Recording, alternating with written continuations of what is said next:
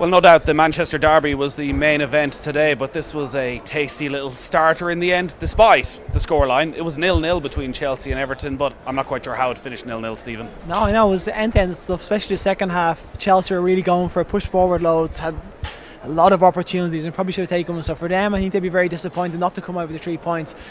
With the race the way it is at the moment, I don't think you seem to be able to drop 3 points and catch it back up, but we'll tell about that in the future. But for Everton, a great 4 point. 0-0 here for them is a great result, and it's something that they needed to get. Their away form has been poor and they needed to get a result, especially against a team like Chelsea who have been in form. An away result for them has been fantastic. You were making the point that in a title race like this is probably the type of game that Manchester City would have won. Yeah. Probably because they've so many goal-scoring options. This was again one of those days for Alvaro Morata where, did he do enough? Yeah, he just seemed to lack a little bit. He made some good runs, and in the first half I could see his position sense was excellent. Second half though, towards the end of the game, he was killing them getting caught offside so many times. It's frustration, it seems. Yeah, frustration it was, and he was getting frustrated because it was being calls and he was giving out about the referee. But you got to do your job for your team, and when your team are progressing up the field and you're getting caught offside 4 or 5 times when there's only 10 minutes to go in the game, you're completely changing it and you're giving Everton an opportunity to put the ball down and kick it back down the field again. So for him, it'd be disappointing. For Chelsea, again disappointing, but for Everton, a great result. Eden Hazard was brilliant at times without ever just having that one final game defining moment. So when you look at Chelsea in comparison to where Liverpool are and where Manchester City are, is there something they're missing? Yeah, I think Man City are the one that needs to catch. Liverpool are getting close to them, and their front three are they're so hard to play against, and they move off the ball. Chelsea have Hazard.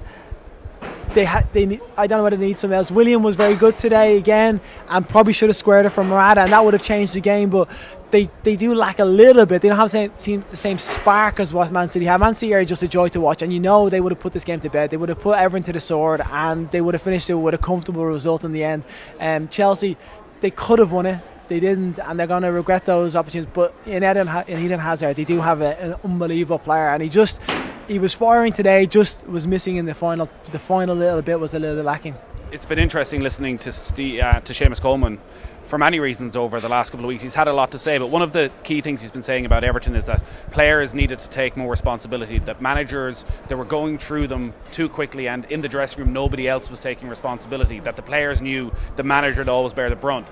He's spoken really highly of the character of the players they brought in and what they brought over the last 3-4 months. Is that what we saw today? Is that a game that Everton lose last season? Yeah, I think Everton definitely would have lost this last season. And again, they need to grow. They need to show, like I said, show that character. And if they are, the money they've spent as a club is quite a lot over the last few seasons. So they need to kind of show that they're moving in the right direction.